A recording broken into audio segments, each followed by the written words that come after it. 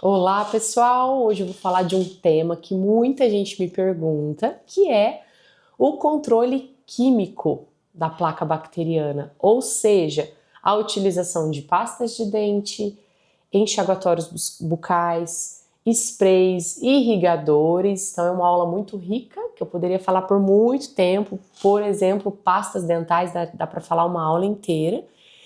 Só que hoje eu vou pincelar alguns produtos que fazem esse controle químico da placa, tá? Primeiro de tudo, o que a gente precisa entender é que agente químico é complemento. Não existe um produto que consiga controlar a placa sem que haja o controle mecânico, tá? Então não tem como a gente ainda descartar das nossas vidas a escovação. Não existe um produto que consiga substituir a escovação, tá? O controle químico, ele até recente vem sendo estudado. Então, dos últimos, 100 anos, né? Há mais de 6 mil anos utilizam-se alguns produtos, mas que há estudos mesmo sobre o controle químico é um tanto recente. A gente sabe que a limpeza mecânica é a mais comum de todas através da escova dentária, né? E insubstituível. Mas de que forma que o controle químico pode participar da higienização? Então, o controle químico participa como um coadjuvante, como um auxiliar do controle mecânico da placa. Como que o controle químico age? O que nós temos de produtos no mercado e de que forma é a ação? Essa é uma gravura muito famosa ali, né, tirada do capítulo de microbiologia do Linde, em que explica muito bem as formas que um controle químico pode agir. Então a gente vê ali a superfície dentária, que é o dente, o tooth, né, em inglês, e a gente vê que pode ter uma ação antiadesiva, uma ação antimicrobiana, uma ação de removedor de placa e uma ação de alteração da patogenicidade, tá? Então, é exatamente o que eu acabei de comentar. Os agentes químicos, eles podem influenciar a placa de forma quantitativa, ou seja, a quantidade dela, e a qualidade dela, através de 4 categorias. Categoria antiadesiva, antimicrobiana, a removedora de placa e os antipatógenos. Vamos começar falando das antiadesivas. Se a gente tivesse um produto eficaz antiadesivo, como ele agiria? Ele agiria, então, prevenindo, não deixando com que os micro-organismos grudassem ali na superfície dentária, tá? Então, seria uma ação efetiva numa superfície dentária inicialmente limpa. Então, essas substâncias químicas iam prevenir a fixação desses micro-organismos e são considerados, então, esses agentes antirresiduais. Só que, gente, é muito complicado a gente achar um produto como esse, porque ele seria realmente muito tóxico. Então, não há nada hoje antiadesivo que a gente possa utilizar com tranquilidade no mercado odontológico, certo? Então, antiadesivos acabam sendo extremamente tóxicos. As fórmulas mais eficazes, elas realmente alcançam essa antiadesividade, só que elas são muito tóxicas. Vamos para os agentes antimicrobianos, que podem ter uma ação bacteriostática ou uma ação bactericida. Essa é a mais comum de todos os agentes químicos. A ação bacteriostática é o que? É a inibição da proliferação bacteriana, tá? E seria direcionado à placa primária, aquele momento da formação de bactérias. Então, o efeito bacteriostático exerce na superfície coberta pela película antes que os formadores de placa primária se fixem ou após a fixação. Tá? Então, basicamente, quando um produto tem uma ação bacteriostática, é porque ela inibe a proliferação dessas bactérias. Tá? Aqui a gravura a gente pode ver o estágio que ela está. Então, ela não age ali na superfície dentária, ela age nessa formação inicial das bactérias.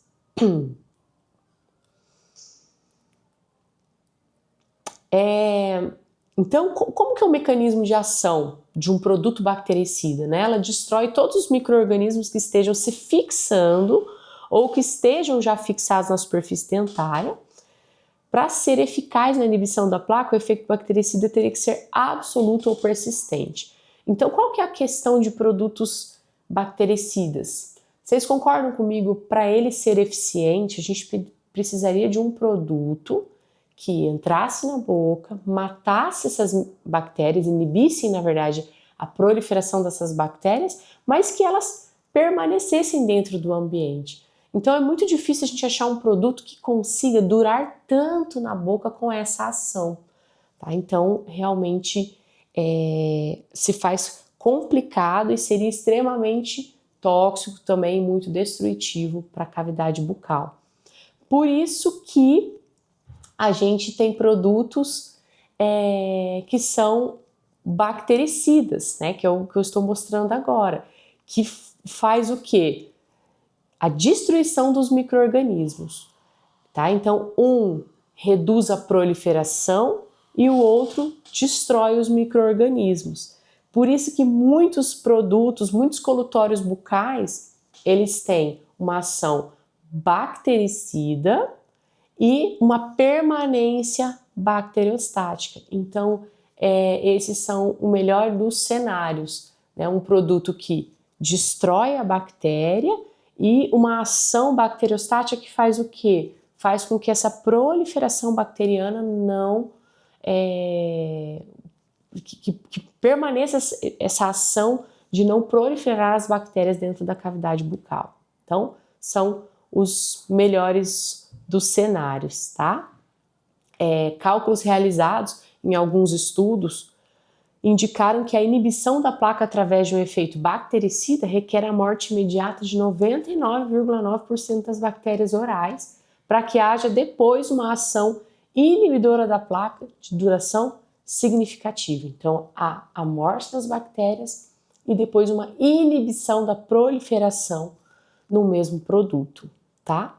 E aí a eficácia desses agentes antimicrobianos varia a extremos. Então, alguns são muito eficazes, outros pouco eficazes. E aí que a odontologia está cada vez estudando mais para encontrar um produto que consiga atingir esse nível de eficácia super elevado. Depois que falamos dos antimicrobianos, vamos falar agora dos removedores de placa. Seriam substâncias químicas potencialmente tóxicas quando aplicadas na cavidade oral. Ou seja, a gente não inibe a formação ali da placa lá no começo, a adesividade dela. A gente não inibe a proliferação, mas a gente já tem uma placa mais robusta e esse produto viria para remover essa placa já mais encorpada. Então, por isso que ela é considerada um produto extremamente tóxico. Enzimas direcionadas tanto para película, um exemplo, proteases, quanto para matrizes bacterianas, como o exemplo dextranase e mutanase. Essas enzimas, embora potencialmente eficazes, elas não apresentam autonomia dentro da cavidade bucal. E aí nós temos, por fim, os antipatogênicos, né, que diminuem a patogenicidade da bactéria. Então, bactérias que são extremamente perigosas na cavidade bucal, esses produtos, eles diminuem essa patogenicidade, né? Se vocês perceberem o que eu estou contando, os agentes antipatogênicos nada mais são que agentes com efeitos bacteriostáticos, né? Aqueles que realmente reduzem a proliferação, a característica daquela bactéria na cavidade bucal. Joia! Sabendo disso, nós vamos para os veículos que a gente administra esses agentes químicos. De que forma que eu consigo colocar esses agentes químicos no dia a dia da população, né? Então, como eu comecei a aula falando, nós temos as mais famosas e eficazes, que são as pastas de dente, que, como eu disse, eu poderia falar sobre diversos tipos de pastas de dente no mercado por horas. Nós temos os sprays, que funcionam muito bem porque eles têm uma ação muito local. Nós temos os enxaguatórios bucais, que são muito utilizados na odontologia, e nós temos os irrigadores. Então, vou falar um pouquinho de cada um. A pasta de dente, em virtude do uso frequente, é o veículo ideal para a administração dos agentes controladores de placa, tá? Então, se vocês perguntarem assim, para controlar a placa, o que é o ideal? Escovação. Sem sombra de dúvidas, é o que controla a placa bacteriana, é o mecânico, é a remoção mecânica. Mas se a gente for perguntar qual agente químico complementar que nos auxilia muito no dia a dia, é a pasta de dente, a primeira de todas, tá? Muitos ingredientes são utilizados na pasta de dente e cada um desses ingredientes que a gente olha lá na composição de uma pasta de dente é necessário, influencia na consistência e na estabilidade do produto e da sua função. Eu vou falar um pouquinho de cada um. Então, dentro da pasta, nós temos compostos abrasivos, tá? É o que dá a consistência da pasta e ajuda no controle da pigmentação. Quando a gente sente que os dentes pigmentam muito fácil, o que a gente consegue controlar é através dos abrasivos que tem na pasta. Então, exemplo, que a gente vai ler lá: a sílica, a alumina, o fosfato de cálcio, o carbonato de cálcio. 2, os detergentes, que o nome já diz, né? Promove, então, aquela espuma, né? Igual a gente usa no detergente para lavar uma louça. Então, promove a espuma, ajuda a dissolver os ingredientes ativos e alguns apresentam propriedades antimicrobianas e inibidoras de placa, o que é muito bom. Então, quando a gente olha numa pasta, que a pasta fala que ela ajuda ali no controle das bactérias, dentro do detergente que a gente consegue observar alguns produtos como o lauril e o sulfato de sódio. Nós temos os espessadores, que é o que dão aquele aspecto à pasta de dente, que é a sílica e as gomas. Os adoçantes, que é a sacarina. E os umectantes, que previne aquele ressecamento da pasta uma vez que ela está aberta. Um exemplo é a glicerina e o sorbitol. Então, isso tudo é o que compõe uma pasta de dente para ela realmente ser eficaz. O que dá o gostinho para a pasta, que a gente não pode deixar de falar também, são os flavorizantes, que dão aquele sabor refrescante, né? Que algumas têm mais, outras menos. E eu diria assim que o mais importante para a eficácia delas, que são os ativos, que é o que realmente faz o controle de placa, que é o exemplo, o fluoreto de estanho e o triclosan, que tem na maioria das pastas, tem para deixar ela realmente efetiva.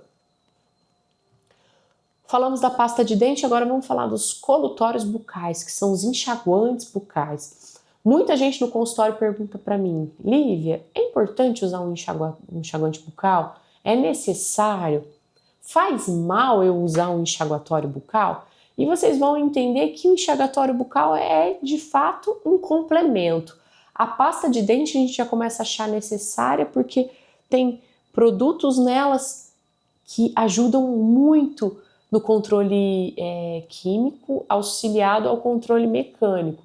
Os colutórios bucais ficam um pouquinho aquém das pastas de dente. São eficientes, são bons, mas são realmente complementares. O uso ou não deles não vai modificar a qualidade da sua placa, o controle da tua placa no dia a dia, tá?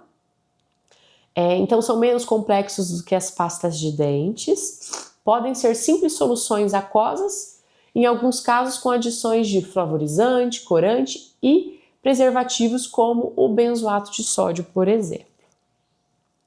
O álcool etílico é comumente usado, então muitas pessoas perguntam: pode ter álcool? Não pode ter álcool? O álcool, gente, muitas vezes precisa existir porque é ele que estabiliza alguns ingredientes ativos e, mais ainda, ele ajuda a manter o tempo do produto na boca, tá? Então, alguns têm álcool, sim, e não são de todo mal. Os sprays. Tem muita gente que vem me perguntando também, e spray é bom? É melhor que o enxaguante? Ele substitui uma escovação? Não. A única vantagem do spray é muito próximo ao enxaguante bucal. A única, não é nem vantagem, a diferença é que ele age mais local. Então ele direciona o problema. Talvez para pessoas que estão com problemas específicos, em locais, uma inflamação específica no local, um pós-cirúrgico em determinada região, e não quer bochechar tudo, a gente usar um spray na região auxilia muito. Por exemplo, nos meus pacientes que fizeram enxerto gengival, eu quero apenas que o enxaguante bucal haja na região que recebeu o enxerto. Eu uso spray, na verdade, através de uma seringa, né? Um irrigador, eu diria ali, uma seringuinha em que eu aplico o produto apenas naquela região e não preciso enxaguar a boca toda. É uma alternativa, tá?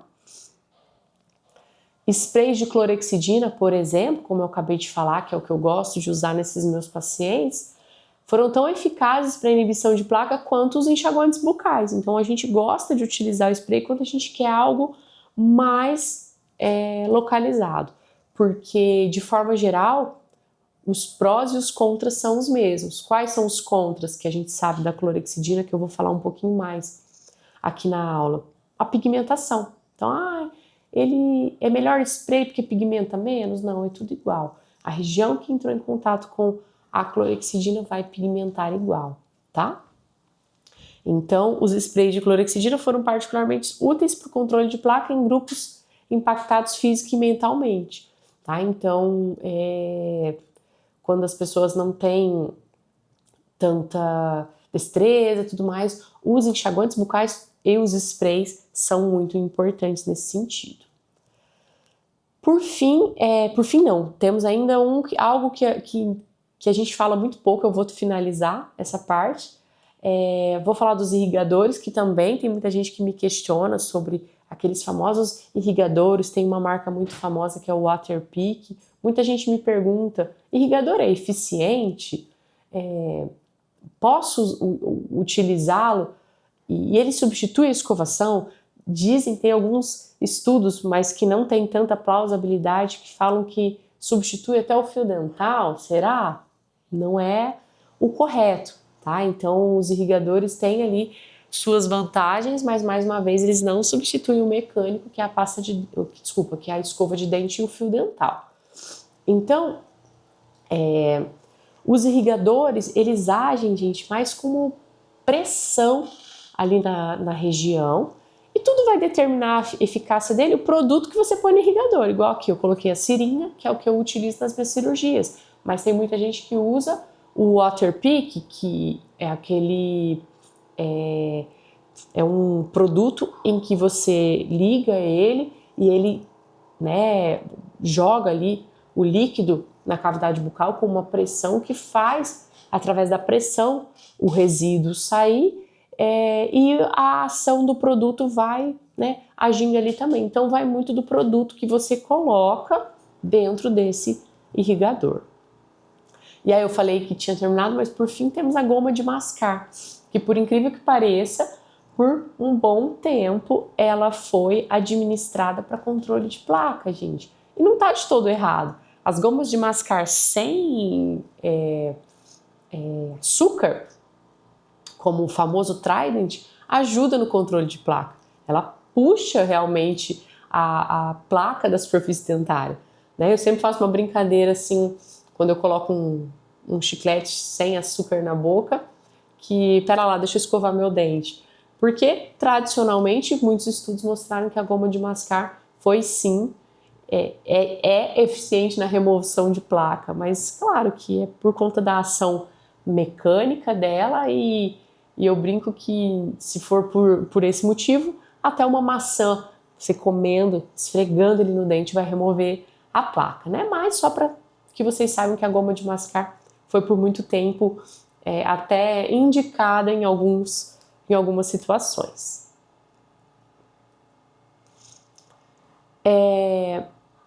Então, quando a gente fala em ação preventiva, em placa bacteriana, os agentes químicos, eles são auxiliares. É primordial que a gente faça a escovação com as escovas dentárias e passe o fio dental, tá? Só para a gente ir finalizando a aula, mas aprofundando um pouquinho mais nos agentes químicos, né? A gente já falou o mecanismo, a gente já falou quais são ali, mas eu quero que vocês entendam melhor como que esse agente químico age na boca das pessoas quando a gente utiliza ele. O que ele faz, né? Então, o que faz um produto ser bom? Por que eu vou escolher o Listerine e não o Plax? Qual que é a diferença entre eles? Então é o que eu vou abordar agora para a gente finalizar.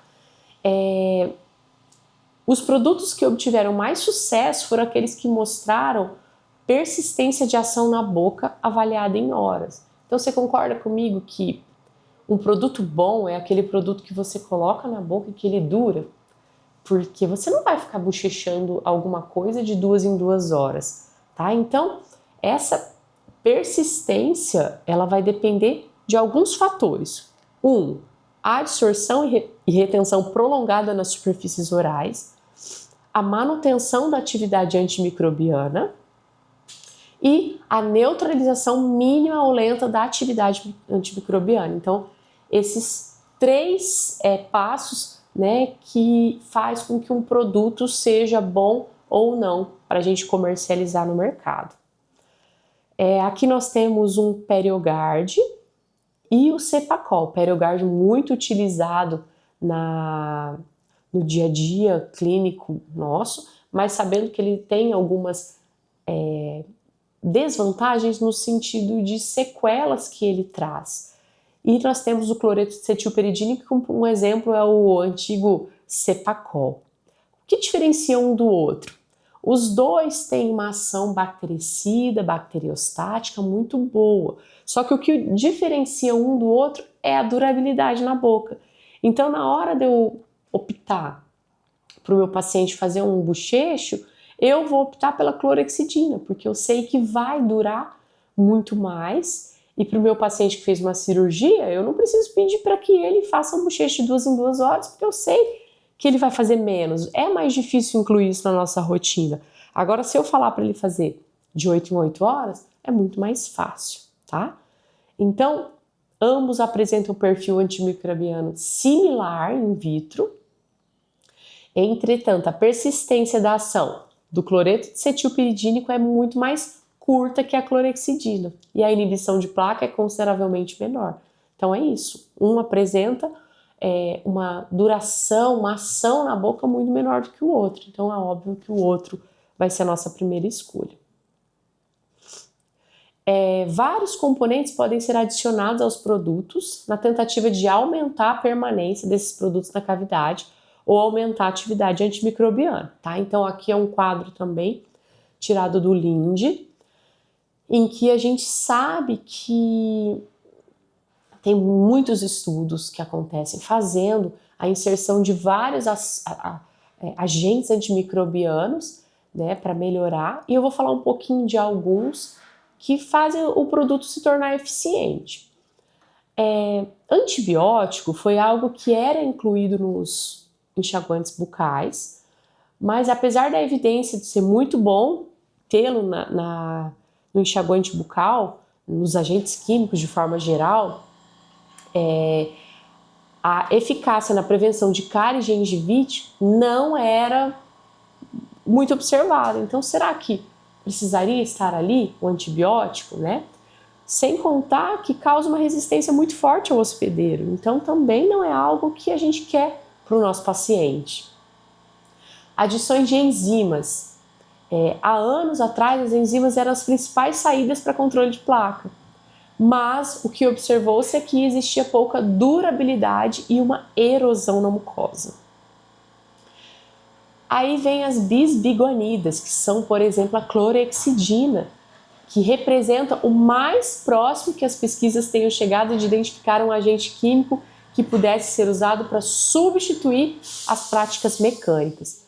Não existe um produto que consiga realmente substituir o mecânico, já falei isso inúmeras vezes. Mas se for pensar em um produto que possa chegar mais perto, estamos falando da clorexidina, que são as bisbiguanidas, tá? Então, a clorexidina é realmente o melhor produto que a gente vê no mercado.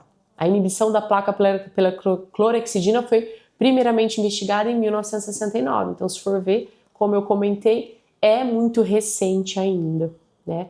Esse produto ter entrado na nossa vida com esse tanto de vantagem. O estudo definitivo foi realizado por Lei Schott em 1970 e esse estudo mostrou que o enxaguante por 60 segundos, 2 vezes ao dia, 10 ml ali a 0,2% de solução de dicloranato de clorexidina na ausência de limpeza normal dos dentes, inibia a reprodução de placa e o desenvolvimento da gengivite. Então, seguiram-se depois inúmeros estudos, mas se vocês observarem na rotina nossa do dia a dia da odontologia, até hoje é o que a gente faz. Então, esse estudo de 1970 teve uma representatividade muito grande. Até hoje a gente fala para os nossos pacientes, use por 1 minuto, de 12 em 12 horas. Às vezes a gente coloca de 8 em 8, mas a gente já sabe que 12 horas é suficiente para que esse enxaguatório consiga ali ter uma ação na cavidade bucal. O que a clorexidina faz? A clorexidina, o mecanismo de ação dela é o quê? O antisséptico, ele se liga fortemente às membranas das células bacterianas. Em baixa concentração, isso resulta no aumento da permeabilidade com perda dos componentes intracelulares. Então, ela age ali mesmo na célula. Em alta concentração, a clorexidina causa precipitação do citoplasma bacteriano e morte celular. Então, está muito claro que a clorexidina tem um papel de morte celular, principalmente quando ela está em altas concentrações. Por isso que muitas vezes a gente utiliza a clorexidina para higienização extraoral, porque ela não é tão tóxica e ela mata realmente as bactérias na região. Na boca, a clorexidina ela adsorve imediatamente as superfícies, incluindo a película que cobre os dentes, e uma vez adsorvida, ela é definitivamente diferente de outros antissépticos, né? Então, a clorexidina mostra essa ação por até 12 horas, tá? E o legal é que ela tem uma lenta liberação do antisséptico nas superfícies, então por isso que ela dura esse tempo todo. Ela vai lentamente liberando. Só que nem tudo são flores, existem alguns efeitos colaterais. Se não existisse, gente, esse sim era um produto que a gente podia falar para todo mundo usar todo dia, mas a clorexidina tem efeito colateral. Por isso que a gente fala para usar por um curto período de tempo e por isso que temos que muitas vezes ter a receita, a prescrição de um dentista. Claro que a gente pode comprar livre demanda numa farmácia, não tem esse controle, mas é o dentista que gosta de prescrever, ele deixa muito claro que o ideal é que seja feito por ele por causa dos efeitos colaterais. Então, o que as pessoas começam a perceber? Algumas, tá? Manchas acastanhadas nos dentes, em alguns materiais restauradores e no dorso da língua. Então, como a gente pode ver, gente, isso aqui é de uso prolongado, uma pessoa que usou por uso contínuo por muito e muito tempo. Uma pessoa que a gente indica para usar por 15 dias, no máximo 30, não vai ter esse manchamento todo, tá? Muita gente, a gente já até avisa, isso aí eu aviso para todos os pacientes, que a pessoa vai sentir uma perturbação no paladar. O que é isso? A gente vai sentir que o gosto das coisas não estão tão evidentes, então a pessoa às vezes perde um pouquinho do paladar, tá? Em alguns casos, com uso prolongado, observou-se erosão da mucosa oral, então a pessoa vem com algumas úlceras ali, né, aspecto de aftas, uso prolongado, e quando a porcentagem é muito forte, muito mais forte do que o que a gente gosta de receitar, que é ali no máximo 0,2%, a gente receita muito a 0,12%, tá? Observou-se em alguns pacientes tumefação unilateral ou bilateral da parótida e estímulo da formação de cálculo supragengival, tá? Então aqui uma fotografia de uma pessoa que teve essa tumefação da parótida, mas mais uma vez, gente, uma porcentagem muito alta e um uso muito prolongado, tá?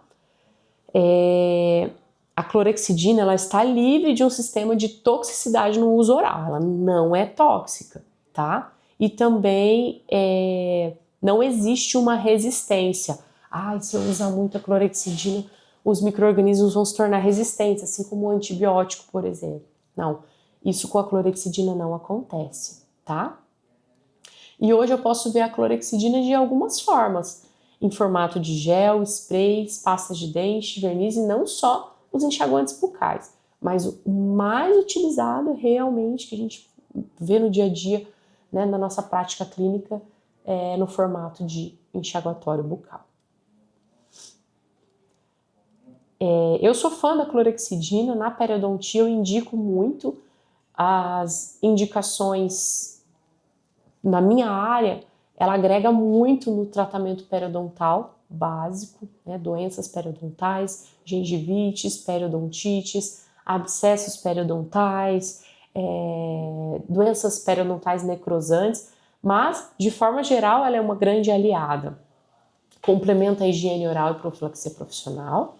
Após cirurgias, as cirurgias não ficam sem, eu acho que a maioria dos dentistas prescrevem ela pós-cirúrgica. Eu gosto de até pré-cirúrgica já prescrever antes para o paciente vir com uma qualidade gengival melhor.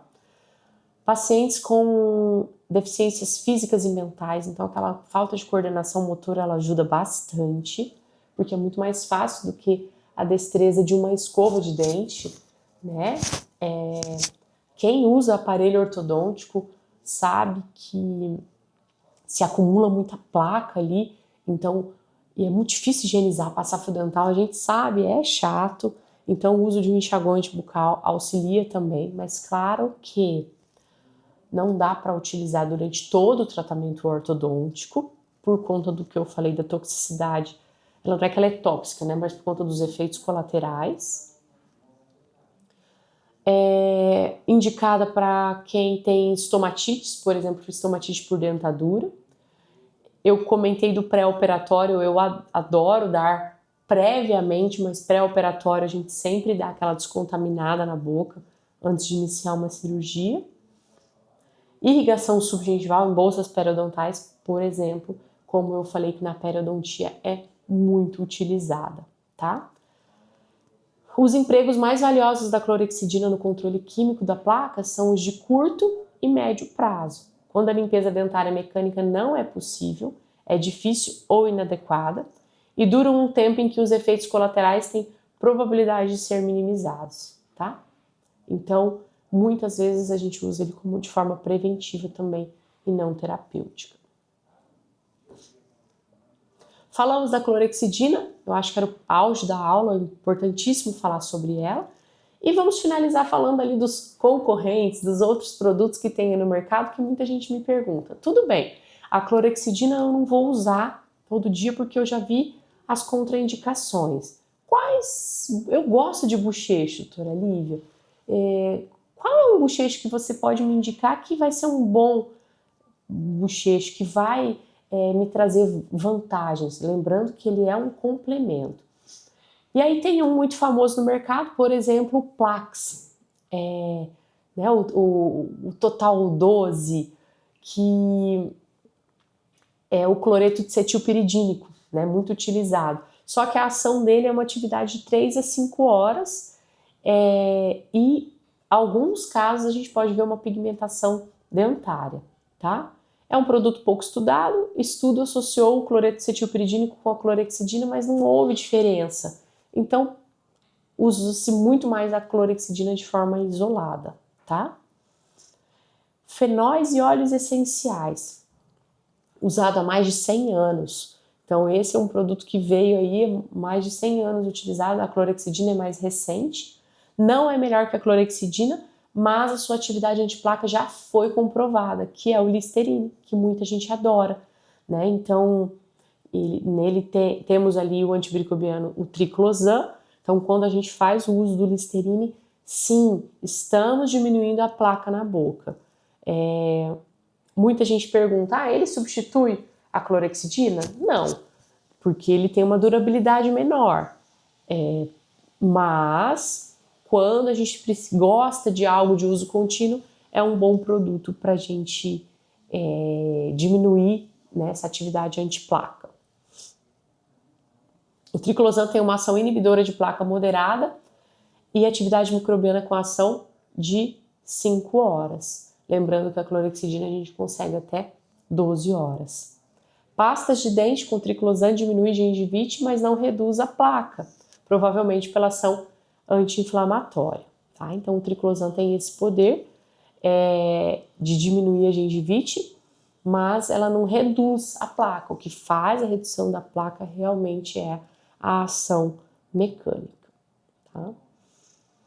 Muitos outros produtos tem no mercado e muitas são os estudos que tentam chegar num produto que não seja tóxico, mas que traga grandes benefícios. Então, os estudos não param ainda, queriam achar um produto que pudesse substituir a escova de dente, mas isso não existe e, ao meu ver, está longe de existir. Esse produto realmente seria muito tóxico, certo? Eu finalizo aqui a minha aula, então. Eu espero que tenha sido muito conclusiva para algumas pessoas que têm muitas dúvidas, principalmente nos enxaguantes bucais, quais indicar, quais utilizar. E eu acho que a mensagem principal da aula é dizer que ele é um complemento. Ele auxilia a sua vida, mas ele não é necessário. O necessário é uma boa escovação de dente, né, dos seus dentes e o bom uso do fio dental, certo? Beijos, até a próxima!